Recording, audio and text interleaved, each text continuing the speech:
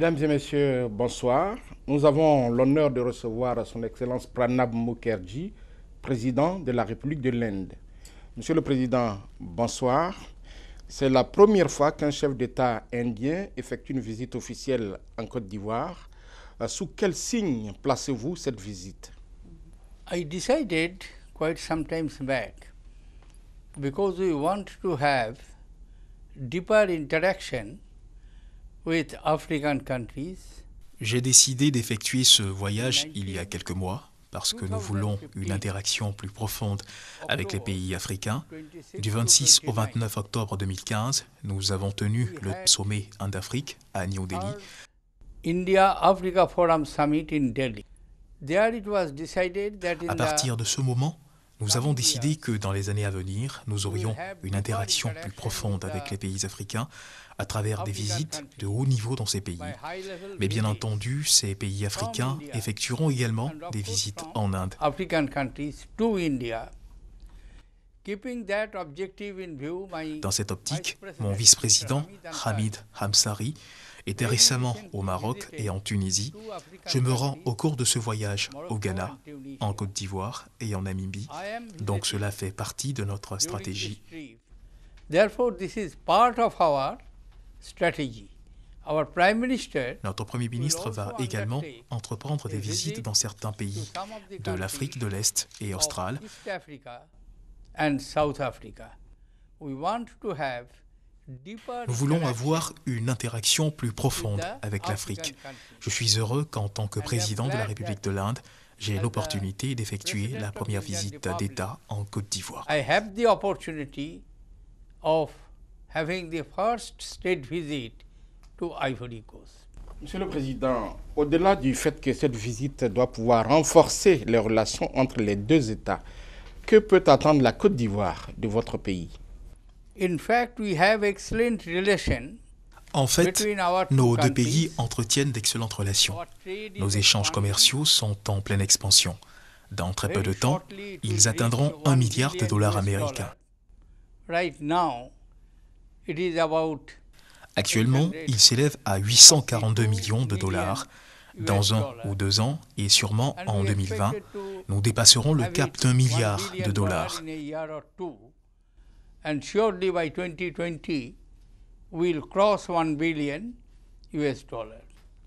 We are also making investments, both public sectors and private Nous sectors. faisons des investissements dans les deux secteurs, publics et privés.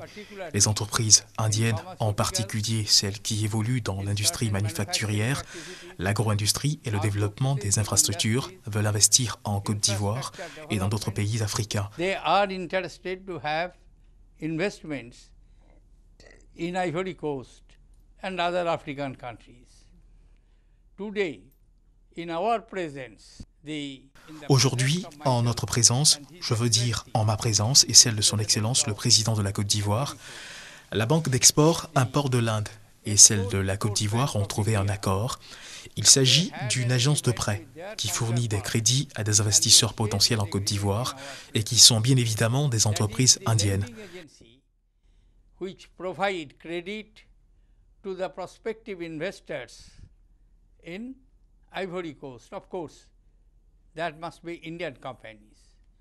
And we have also decided Et nous avons décidé de fixer des taux d'intérêt concessionnels d'Exim Bank aux investisseurs en Côte d'Ivoire. De cette façon, nos deux pays renforcent leur coopération économique. in Ivory Coast. So therefore, we are deepening our economic relations. On political relations, Au plan politique, nous avons déjà d'excellentes relations. Vous vous souvenez, en 2010, lorsqu'il y avait des problèmes, du rôle joué par l'Inde alors qu'il était un membre non permanent du Conseil de sécurité de l'ONU en vue de la restauration des normes et du processus démocratique en Côte d'Ivoire. and democratic process are restored in Ivory Coast. La République de l'Inde, on le sait, dans le domaine informatique, est considérée comme un exemple à travers le monde. Que peut attendre la Côte d'Ivoire en la matière, Monsieur le Président?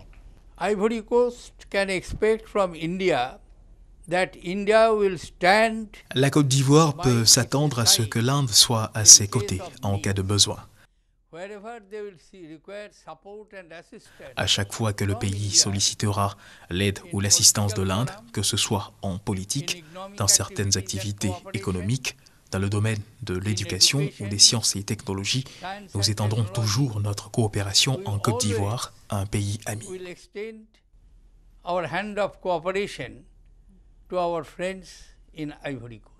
Votre pays, Monsieur le Président, fait partie des pays émergents qu'on appelle les BRICS. La Côte d'Ivoire aspire à l'émergence à l'horizon 2020. Au regard de votre expérience, Monsieur le Président, quels sont les leviers à actionner par notre pays pour atteindre cet objectif? Cooperation between India and Ivory Coast are multifaceted. Notre coopération avec la Côte d'Ivoire a plusieurs facettes. Nous ne pouvons pas la limiter à un seul cadre. La Côte d'Ivoire veut un soutien de la part de l'Inde et l'Inde est prête à le lui apporter. India is ready to do so. I have given you the example what role India played as a non-permanent member. Je vous ai déjà parlé du rôle joué par l'Inde en tant que membre non permanent du Conseil de sécurité de l'ONU pour restaurer la démocratie. Nous apprécions la merveilleuse performance de la Côte d'Ivoire en matière de croissance économique, alors que le monde en général souffre d'une stagnation économique. C'est un pays qui a vu son produit intérieur brut augmenter de 9 à 10% au cours de ces 4-5 dernières années.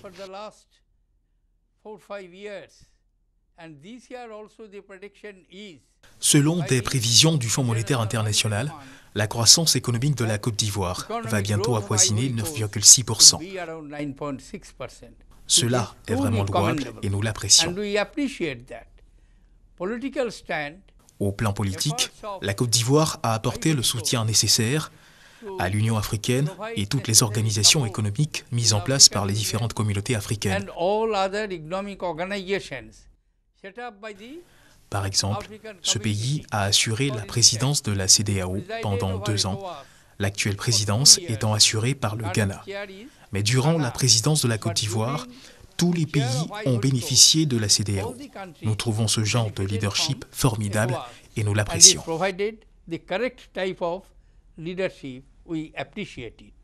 Malgré sa position, j'allais dire, reluisante, enviable, l'Inde n'est pas un partenaire bien connu en Côte d'Ivoire sur le plan économique, commercial. Aujourd'hui, quel est le niveau des échanges commerciaux, leur nature et à quoi faut-il s'attendre en termes de coopération économique, Monsieur le Président? I have already stated that the current level of bilateral trade. J'ai déjà mentionné le niveau actuel des échanges commerciaux entre les deux pays, estimé à $1 milliard américains.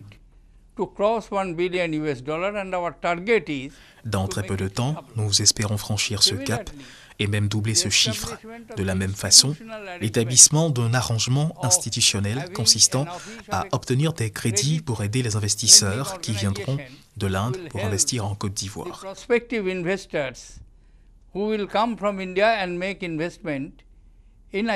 Dans les différents domaines où l'Inde a de l'expertise.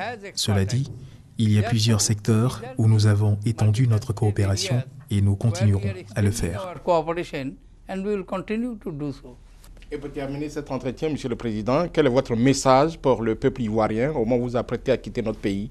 First of all, I would like to convey my deep appreciation and gratitude. Avant tout, j'aimerais transmettre ma profonde appréciation et gratitude au gouvernement et au peuple de Côte d'Ivoire pour m'avoir reçu ainsi que ma délégation dans la plus grande chaleur et cordialité. Je leur souhaite tout le succès dans leur cheminement vers la paix, la prospérité et la stabilité. J'assure, au nom de mon pays et de sa population estimée à plus d'1 milliard, que le gouvernement et le peuple indien seront toujours aux côtés de leurs frères africains, en particulier la Côte d'Ivoire. Merci, Monsieur le Président, d'avoir répondu à nos questions. Je vous remercie. Thank you very much. Thank you.